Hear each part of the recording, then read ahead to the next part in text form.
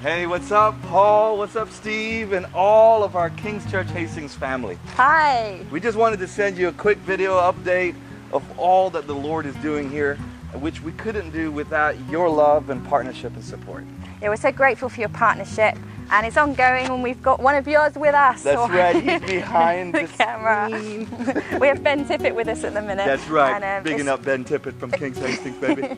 I know, he's trying not to laugh. And it's a real great joy to have him with us. But we wanted to show you some of the things and projects and things that we're involved with here so that you can experience them yourself if you can't make it out here.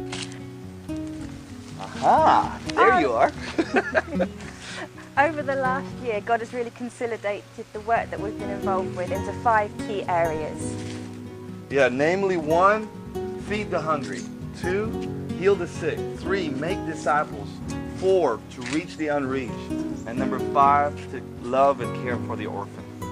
With feeding the hungry, we've been involved, as you're aware, with the Hezekiah Project, a project that reaches some of the poorest children in Davao, up to 120 a week, with feeding, sharing of the gospel, worship time, and some educational projects and sponsorship into schools.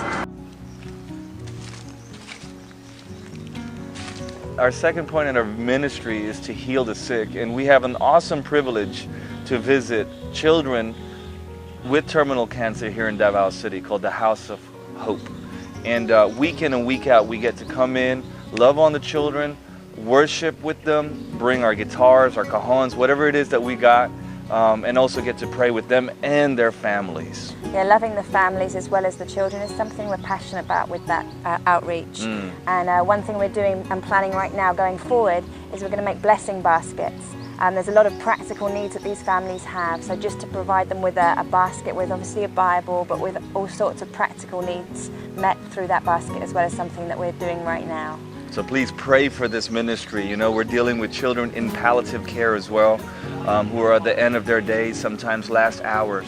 And we have the privilege to come and pray with them at those last tender moments, you know, and love the families at the same time. So making disciples is a key element of what God has put on our hearts here in the Philippines. Every week we get to go to a call center, a business community here, where we get to preach the gospel, pray for the leaders within that business, and also, as you can see, Ben is here with us. It's a key element where we want to bring people in to be trained up in how to reach the unreached, to reach the lost for the gospel here in the Philippines.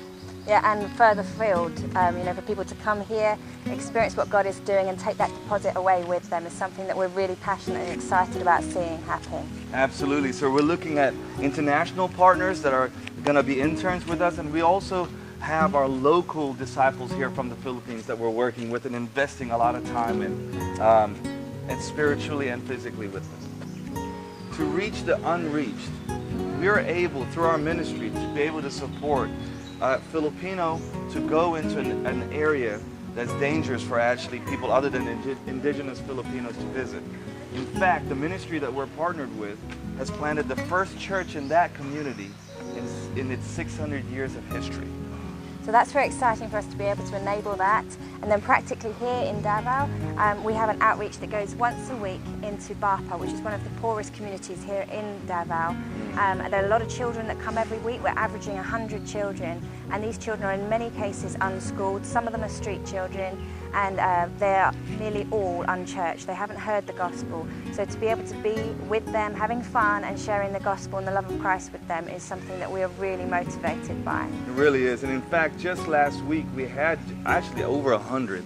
And I gave a word, and the Lord really challenged me to just challenge you to say anybody wants to come and meet the Heavenly Father. But 3 times I told him, do you know what you're doing? Because I said, anybody want to respond? And I told them to put their hands down up to 3 times. And then I said, okay, whenever you're ready, you can put your hands up again. But 3 times, nearly half of them responded to the gospel. And I want you guys only to do this if you're really meeting between you and God.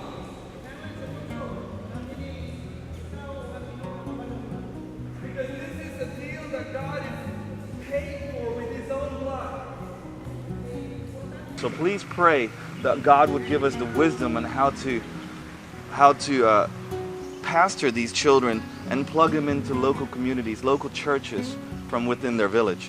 Yeah, so that leads very much from the reaching the unreached into making disciples, because we don't obviously want to see these children spiritually birthed and then walk away from them, or just see them once a week and play basketball with them. So we're looking at building relationships, and we already are, with some pastors in the local area, so that we can do an introduction to faith course with these kids, something that's going to be kind of wild and kids club like, but will help them build relationships with local church communities so they can get plugged in and anchored there. So watch this space. You're going to see more of that coming up in the next couple of months. So to care and love for the orphan, the Lord has been absolutely amazing. And if you're on our newsletter mailing list, you would have seen what he's done in the last just 3 months, 6 months, you know, and provided for us the starting basis to establish our foundation here. So we're now a registered foundation. As of 2 days ago. As of 2 days ago, we just registered it, and we've just secured and put down the holding deposit for the land on which the orphanage, the children's home, will be built. And that's just mind-blowing that God has enabled that after 3 years here of working with children and seeing that tremendous need to love and care for the abandoned and the rejected. Yeah, seeing the favour of God on this project particularly just shows the heart of God for these children who are fatherless. Now, the Word of God talks about caring for the orphan and caring for the widow, and that's true religion. And as we're starting to work towards that, we're just seeing His favour and grace all over that. And we definitely desire your prayers as we go forward with it. We know that there's going to be all sorts of challenges, practical, spiritual, emotional, associated with it. But we're so excited to be involved with what God's heart is for that. And we've just started. We've just got the basis, literally, to be able to purchase the land by an absolute miracle, and then to start building the actual orphanage itself. Please partner with us, pray with us, and we just want to say a huge thanks to you guys for your love and your support. Really, we mean this. We couldn't do any of this without that. Yeah, right? Absolutely. And thank you for loving us so well. We so appreciate every communication we have from any of you, your prayer, your support of us personally. It's just meant everything, so thank you. Absolutely. And if you want to visit, you're always welcome here. Come and join us. And together we're going to see the Philippines saved. All right, guys. Love you guys, and speak to you soon. Bye. And this right here is an indigenous Hastonian called Ben, who has been attacked and broken by the mosquitoes and flies as he served faithfully to make a video. We love you, Ben. Love you, sir.